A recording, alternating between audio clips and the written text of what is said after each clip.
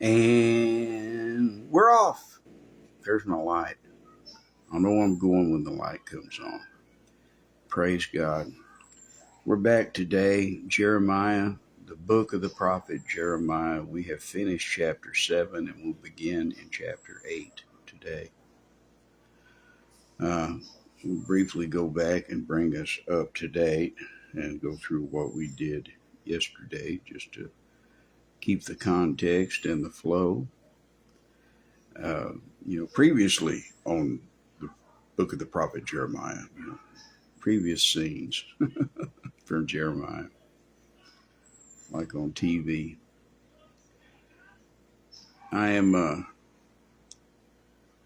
impressed with the notion today that I just want to say quickly that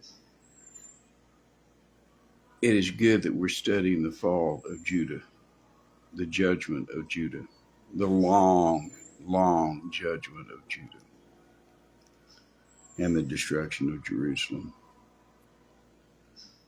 Because the circumstances are so similar, perhaps not identical, but similar, and almost they're identical in many respects and similar in the rest to our situation here in the United States. And Jesus said that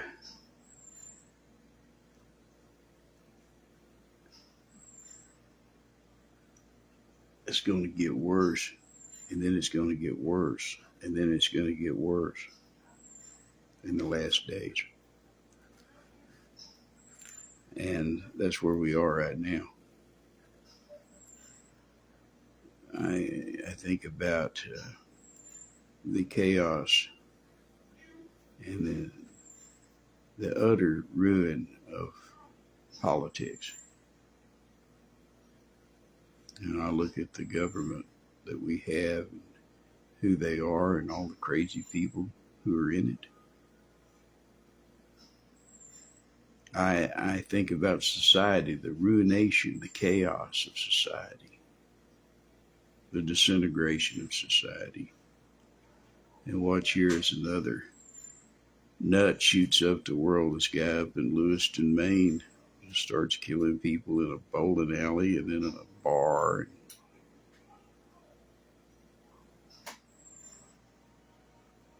He heard voices.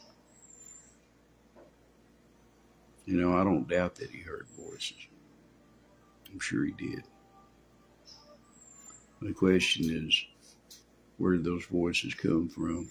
And that's something that our generation will not possibly consider, because there are not enough godly people in positions of power to consider them. The demons, the devils were talking to him. His gods, whoever he worshiped, were telling him to kill those people. That's what happens when you have a society given over completely to idolatry, even if the idol is self. I heard voices, man.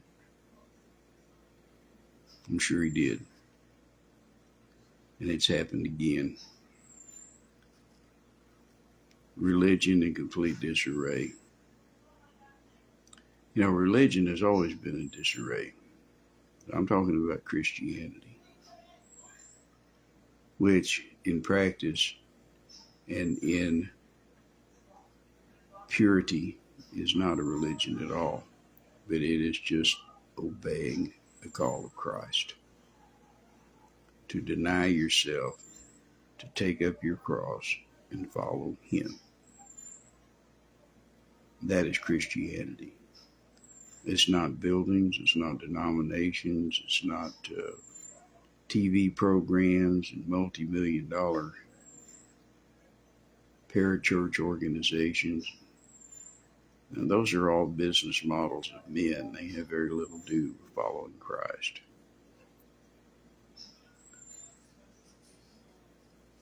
So the church of Jesus Christ is in disarray. Not because of him, because he's not the author of confusion. Satan is the author of confusion.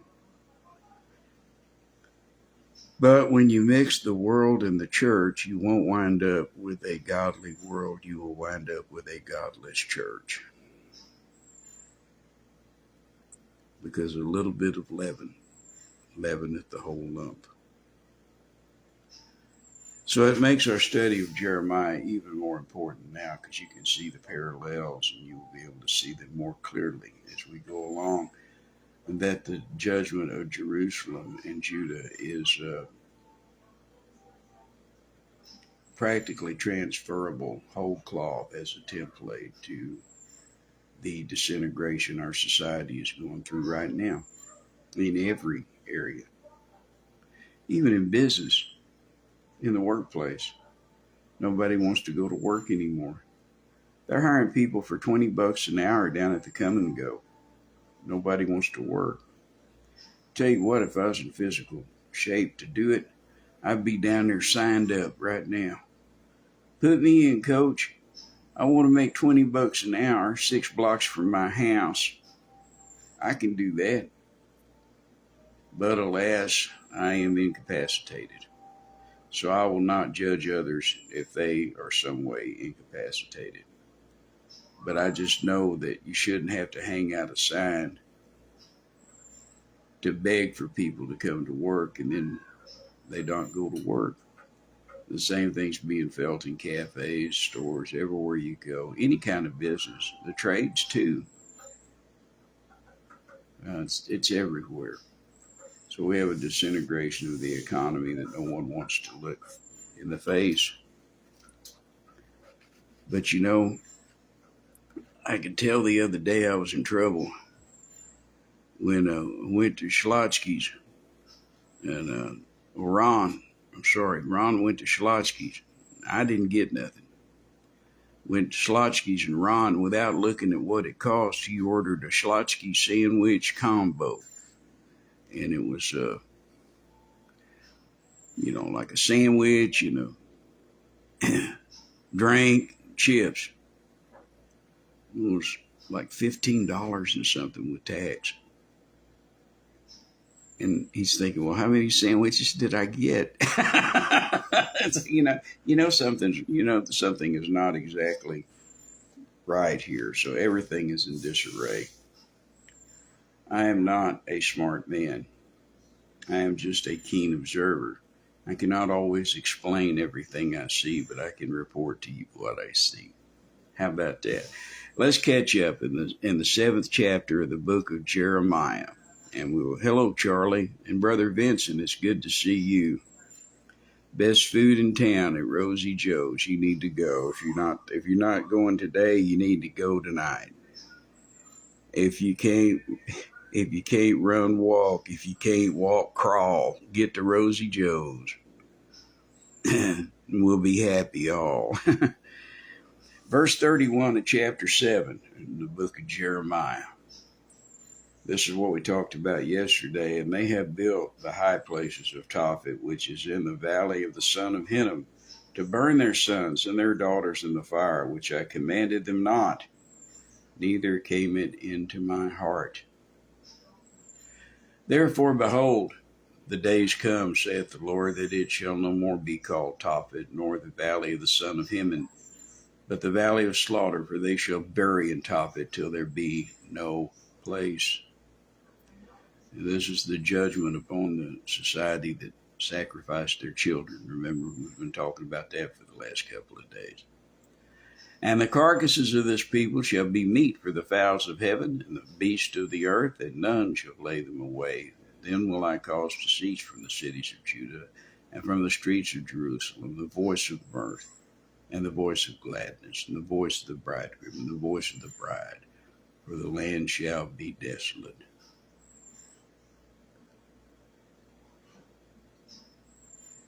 That, as I pointed out yesterday, was an in-part fulfillment, a near fulfillment of that prophecy. But that prophecy is built for the time of the end. It's meant for the battle of Armageddon, when the King of Kings and Lord of Lords will return to this earth at the head of the host of heaven, and then the redeemed in their glorified bodies in that army. Lord, I want to be in that number. I will be in that number. the saints come marching in, or riding down, as it were. Behold, he cometh with clouds. But this is the reason we know that this is a partial fulfillment when Babylon comes and when Titus comes, is that the city has never been completely desolate. It's been occupied. It's always been occupied ever since David set up his kingdom there. Now, you know,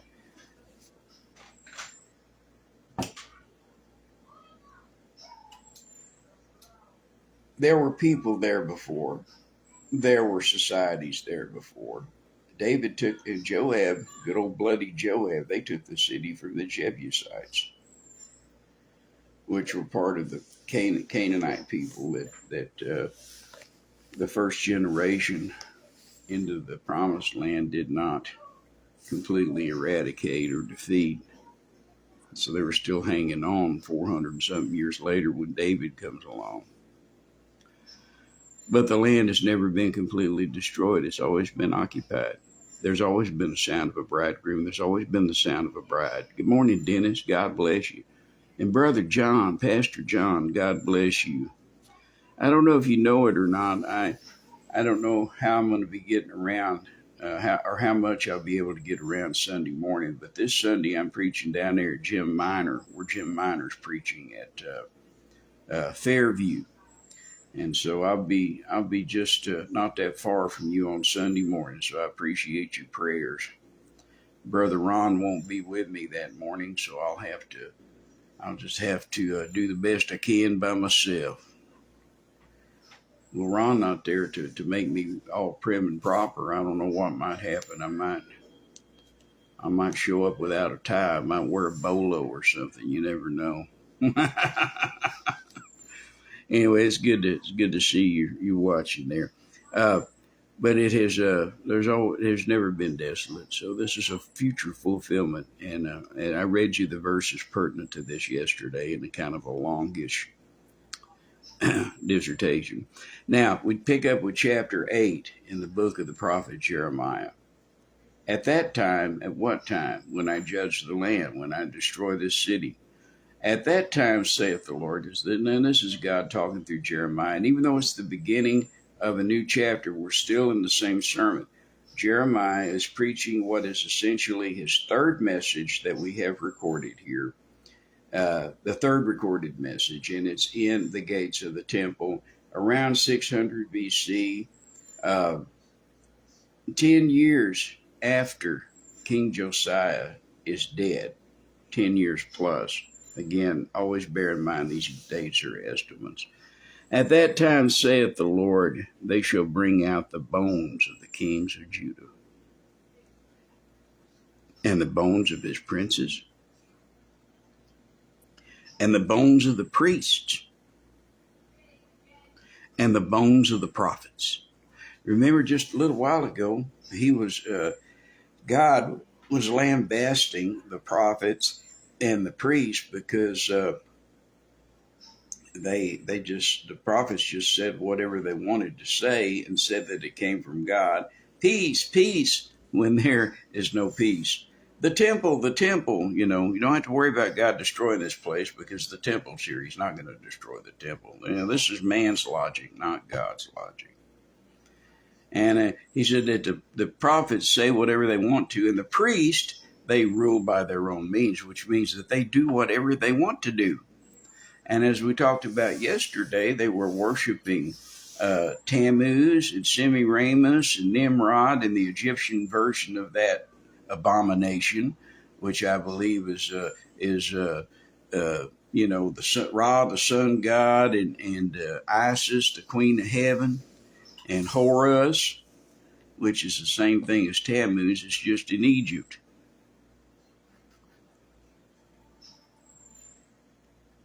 The mother-son cult, like they're one deity together. Where you seen that before? Anyway, the prophets and the bones of the inhabitants of Jerusalem out of their graves, the rich people. He's going to drag all those bones out. The people who conquer the place, they're going to come And they're going to bust open those sepulchres and drag the bones out in the street, which they do. And they shall spread them before the sun and the moon and all the host of heaven, whom they have loved. And you worship the sun god, you worship the moon goddess, you worship the half human, half God child. You worshiping all these things. Are you worshiping Baal?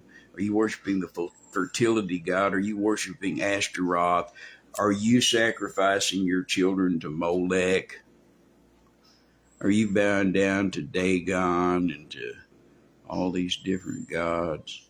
Are you doing it? They're the ones that you love. All these bones that are dragged out in the street, they're spread out under the host of heaven, whom they worship and whom they served, and after whom they have walked, and whom they have sought, and whom they have worshipped. You see, the primary cause of all their troubles was worshiping other gods. The sacrificing of the children was a secondary problem. Now, I say secondary because it wasn't the original problem. It was their worshiping other gods than the God of heaven, than the Lord, than the only God there is, the God Almighty. When they abandoned worshiping God to worship and go a whoring after other gods, which are not gods at all, according to Paul, but devils. Behind every statue, behind every totem pole, behind every icon, there is a demon, a devil, a fallen angel who uses all the power he can to influence you toward their God, whether it's in a Hindu temple or whether it's in a Buddhist temple or whether it's some savage worshiping a mud structure or a totem pole or those giant things they found on Easter Island.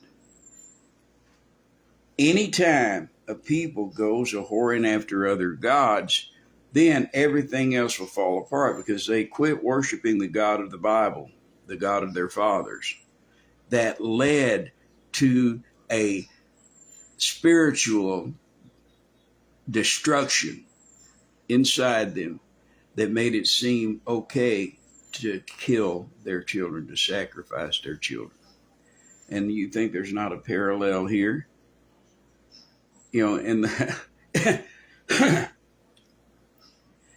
in the last 100 years, we have abandoned the God of our fathers. 50 years, 40 years, 50 years after we abandon the God of our fathers, it becomes legal for us to murder our children. And then everything else, then we've sacrificed them in every other way, which I've told you. We've given them away. We've, ignored their upbringing as a society.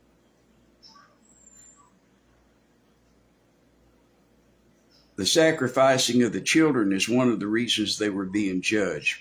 There was something that led to the first cause. See, sacrificing the children is a result. The first cause was that they went off to worship other gods. They went a whoring after other gods. Spiritual idolatry always leads to a sinful society in every regard. Murder becomes commonplace. I mean, if you don't care whether your children live or not or what happens to them, well, it's very easy to just kill people and life becomes worthless.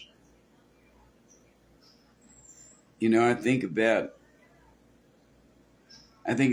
how many of my generation that the war completely destroyed, because they couldn't balance the two ideas in their head. Okay, it's over here. Hello, Linda. It's good to see you, sis. We go over to Vietnam and we kill all these people and it's nothing wrong, but we come home and punch a guy in the nose and they put me in jail. Having to live two realities at one time. It sets up a false dichotomy in our head.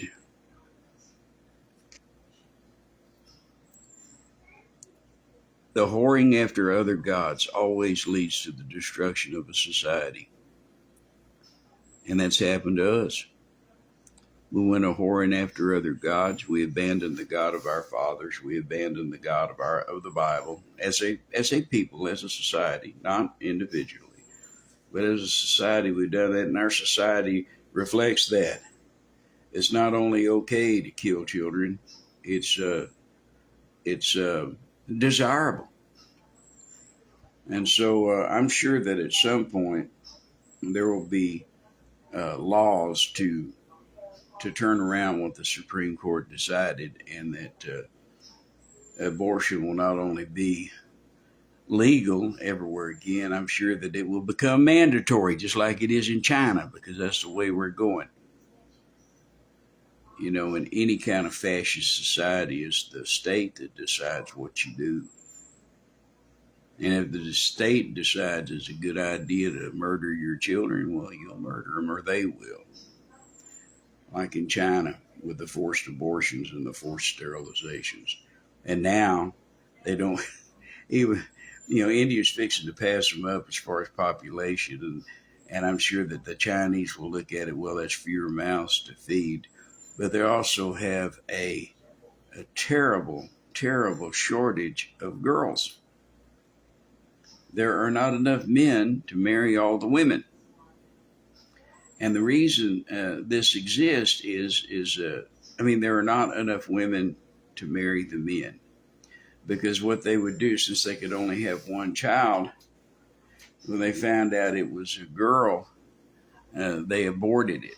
The family did. Or if the girl was born, they would put her out on the manure pile or hide the body so the government would think they didn't have any kids, and then they would keep on till they had a son. Well, this decreased the population of girls, so there's not there's not a young man for every girl, not enough girls to keep up their birth rate. Then this won't affect them for 100 or 200 years, but as much, and I plan to be gone a long time before then. Matter of fact, I don't think I'll be here another 100 days. I don't think I could be here long enough to finish this study of the book of Jeremiah.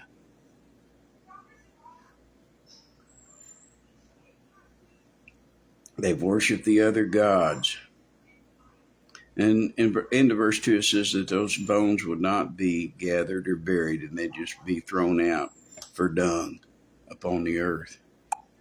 Now here's where God makes himself clear through Jeremiah. It said, and death, in verse 3, and death shall be chosen rather than life by all the residue of them which remain of this evil family. See, they're going to realize how wrong they were, some of them, and they would prefer death. And in some cases, as we shall see through this short ministry of Gemaliah later on in this book, it's always good to study that there would be some individual redemption. Some people will say, well, we've done wrong and we want to do right now. But for the most part, they would just rather die than obey God. That's the way it'll be at the end. It says that men will call for the rocks to fall upon them, and they will hide in caves because they just can't stand being alive. There's going to be a plague that's going to hurt so bad that they want to die and can't. And death shall be chosen rather than life by all the residue of them that remain of this evil family, which remain in all the places whither I have driven them, saith the Lord of hosts.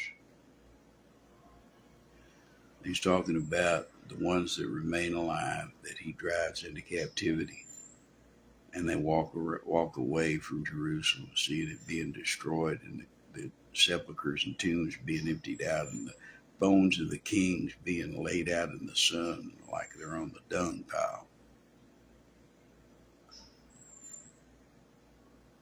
Verse 4, Moreover, thou shalt say, God talking to Jeremiah, thou shalt say unto them, thus saith the Lord, shall they fall and not arise? Shall they turn away and not return? Well, if they fall, won't they get back up? If God turns away, shall he not return? Verse 5, why then is this people of Jerusalem slidden back by a perpetual backsliding?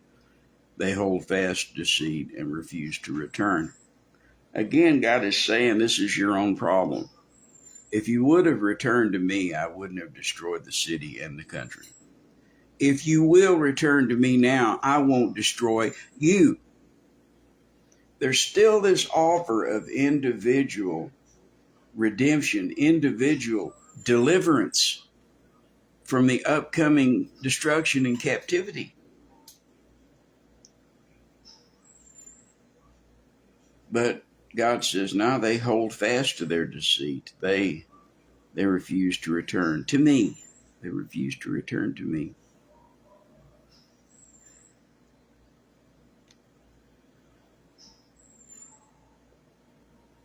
And God says here, it's a little surprise, God's still talking to Jeremiah. He says, I hearkened and heard. In other words, I listened to what they were saying. The people who say, why is this destruction come upon me? I know I've backslidden, but I'm going to stay backslidden. I know that I've turned away from God, but I'm not going to return. But God is saying, hey, I listened to you. I heard you. I'm listening to your story. Verse 6, I hearkened and heard, but they spake not aright. In other words, they didn't tell the truth. They were saying, I haven't done anything wrong. It sounds like a guy on TV sometimes. I've done nothing wrong. I've done nothing wrong. They're persecuting me. You know, it's crazy. It really is. I've done nothing wrong. The Bible talks about that's the way of a whore. It says that the whore, she takes the guy into her house. She's committed adultery on her husband. They've had all the sexual delight in the Proverbs, and it says that she gets up from the bed just like she would get up from the table, and she wipes her mouth, and she says, I've done nothing wrong. It says, yeah, that's what the forehead of a whore means in the book of Proverbs. That means that it's like an adamant, like a flint. Nothing gets through. Your own actions don't even get through. You can't even see what you're doing because of the magnitude of your sin. And I've been there. That's how I know how it works. I know it's true. It says, I hearkened and heard, but they spake not aright. I listened, God said. I heard what they said, but they were just making excuses. I got to tell you, the God who lives forever doesn't think much of excuses. No man repented him of his wickedness, and what have I done? In other words, this is a play on words. They're all saying, "What have I done? What have I done?" In a self-interest way, going, "Well, what have I done?" In other words, like it's not my fault. Well, God is saying they could say the same words and say it like this: "What have I done?" Like, "Oh, look at the works of my hands. What in the world have I done?" Kind of like the colonel at the end of the bridge on the River Kwai when he sees that the commandos are trying to blow up that bridge, and he realizes he was trying to stop them from blowing up. He goes, "Dear God, what have I done?" And he decides he's going to blow up the bridge himself, but he can't get over there, and this bomb goes off right next to him, a mortar shell, and he's kind of almost dead on his feet. And when he falls down, he falls over on the plunger, and the bridge goes up. But by then, the young man and William Holden, they're all dead too, And the only guy that's left alive was old Jack Hawkins. He was the crazy commando, and he was the sane people are all dead at the end of the story. But that "what have I done," the phrase that when you say it in the right attitude, that is repentance.